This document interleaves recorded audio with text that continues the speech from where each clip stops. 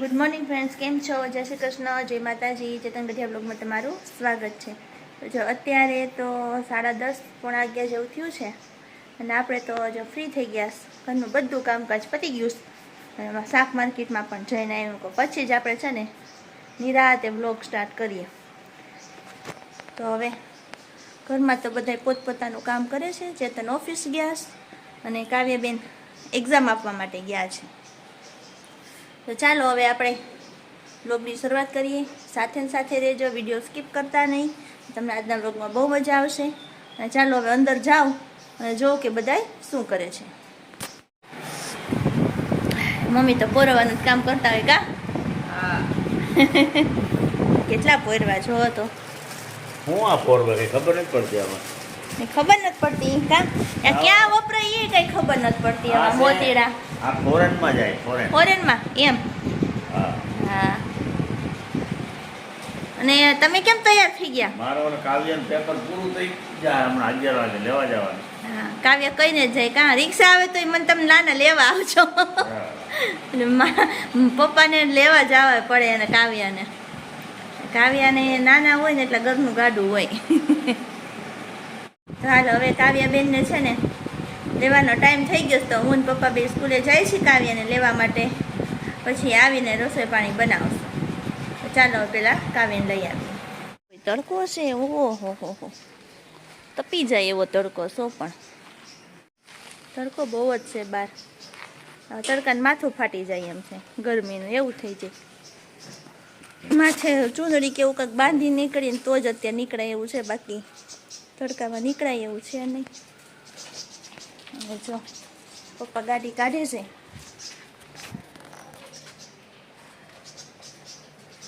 હું પપ્પા લેવા જઈએ છીએ કાવ્યાને. ઘોડો છે ઘોડો. એ અમારે ઘોડો છે. આ વજનવાળી છે આ ગાડી, એટલે પપ્પા કે તમારી ગાડી ઘોડો છે.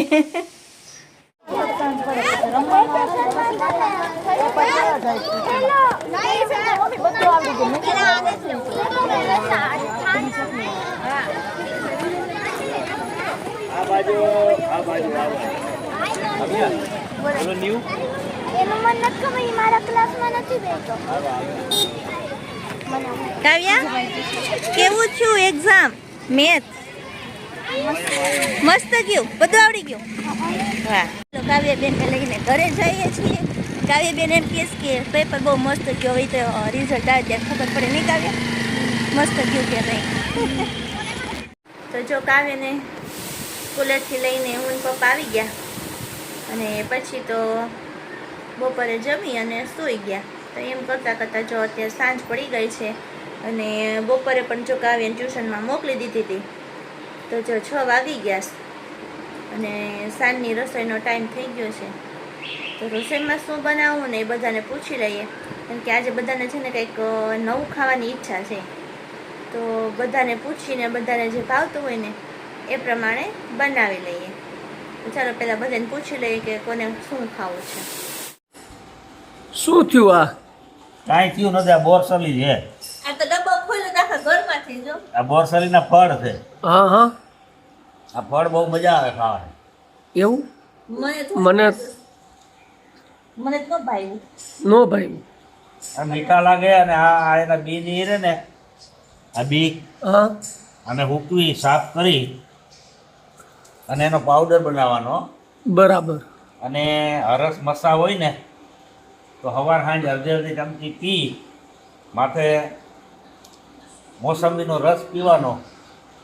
થોડાક ની પીઓ ને એટલે હરસ મસા મટી જાય. એટલે આનો પાવડર કરી નાખવાનો. બીનો પાવડર બીનો પાવડર કરીને પીવાનો.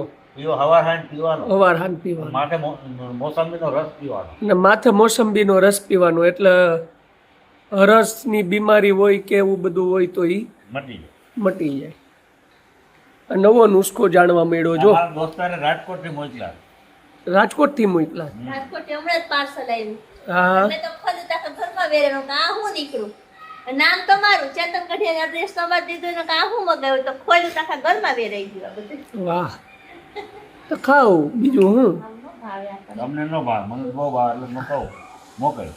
હા તો જો મિત્રો બોર બોલ તો શું કહેવાય મને તો બોલ આ બોરખલી એ બોરસલી બોરસલી નાનાજી માટે આવ્યા છે રાજકોટથી કુરિયરમાં અને નાનાજી ખાય છે. તમારે ખાવા હોય તો જો હવા કંઈક છે અને તમારી વાડીએ કે ગામડે થતા હોય તો નીચે કોમેન્ટ કરજો, બરાબર. અને સાંજના 6:30 વાગ્યા છે અને નાનાજીને મજા આવી ગઈ, એને ફેવરિટ વસ્તુ આવી ગઈ. હવે શું છે બીજું શેનું જમવાનું શું છે આજે? બોરસલી. બોરસલી અમારે નથી ખાય બોરસલી, તમે ખાઓ. જમવામાં શું છે? બોરસલી. જમવાનું બધાને પૂછવાનું છે કે હું ખાવું છું, પછી બનાવું. એવું છે, ઠીક. આપણા માટે છે ને પાઉંભાજી. તે કીધું બધાને પૂછવાનું જ, મેં અગાઉ કહી ખાલી દીધું. પૂછવાનું કીધું, બનાવીશ તો મારે બનાવવું હશે ઈ. એટલે મેં કહી દીધું, પછી તારી ઈચ્છા બનાવી ન હોય નથી, મારે પૂછવાનું બાકી છે. એવું. આપણે દૂધ પાક પૂરી. જો અહીંયા દૂધ પાક પૂરી. થઈ ગયું દૂધ પાક પૂરી. હવે હજી બીજા 3 મેમ્બરને પૂછી લો. કાવ્યા તારે શું જમવું? એને નથી ખબર. મમ્મીને પૂછ લ્યો તમારે બધું હાલે. અને પપ્પાને પૂછ લ્યો. પપ્પા તમારે જે 3 જણા જે હશે એ ચાલશે. એક દૂધ પાક વાળા છે ને એક પાવભાજી વાળા છે. હારું, મારે તો હું તો છે ને દાબેલી બનાવી નાખું. દાબેલી તમને ફાવશે? નહીં ફાવે. એને શાક રોટલી કરી દઈશ.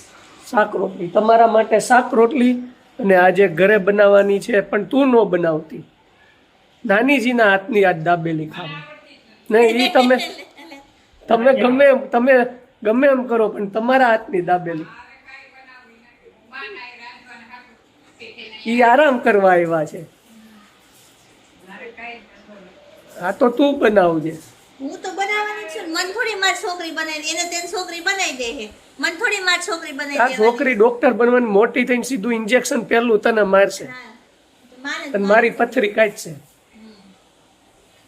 તો ચાલો મિત્રો હવે આગળ વધીએ ને દાબેલી ખાવી હોય ને તો આવી જાઓ. અને આ બોરસલી, બોરસલી નહીં બોરસલી. આ બોરસલી આપણને તો બોલતા ન આવડે. જેણે મિત્રો ચેનલ સબસ્ક્રાઇબ ન કરી હોય તો એ સબસ્ક્રાઇબ કરી નાખજો. અને હવે આપણે આગળ વધીએ. તો દાબેલી બનાવવાનો પ્રોગ્રામ થઈ ગયો છે અને એની આપણે તૈયારી પણ કરી લીધી છે. બટેકા બાફી લીધા છે, પાવ આવી ગયા છે, અહીંયા દાબેલીનો મસાલો, શીંગ, સેવ બધું રેડી કરી દીધું છે. તો ચાલો હવે દાબેલી બનાવવાની શરૂઆત કરી લઈએ. જો આટલી દાબેલી શેકાઈ ગઈ છે, આટલી બાકી છે અને અહીંયા શેકવાનું કામ ચાલુ જ છે. થઈ જાય ને એટલે બધાને જમવા બેસાડી દે. અહીંયા જ આપણે ચટણી પણ મસ્ત રેડી છે.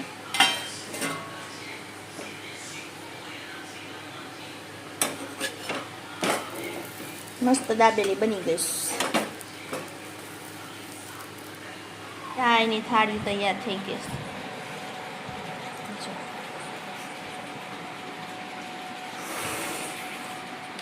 કાવ્ય કેવી બની? મસ્ત છે. હું આવે એમ છાસ દાબેલી નથી મજા આવી? મસ્ત. લઈએ પપ્પાને શું હોય, સાદું હોય કા? હા જો ને દાબેલી એ જરાક અડધું બટકું ચાખે, વધારે ન ખાય. કાવ્યને બહુ ભાવે કા કાવ્ય?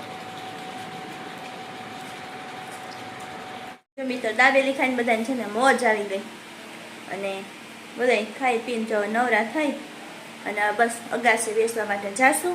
થોડીક વાર ઠંડકમાં બેસશું એટલે ગરમી બહુ છે ને તો આમ અગાસે બેઠા હોય ને તો ઠંડક પવન આવતો હોય તો બહુ મજા આવે. તો ચાલો મિત્રો, આ સાથે આપણે આજનો વિડીયો અહીંયા પૂરો કરીએ. નેક્સ્ટ વિડીયોમાં પાછા મળશું.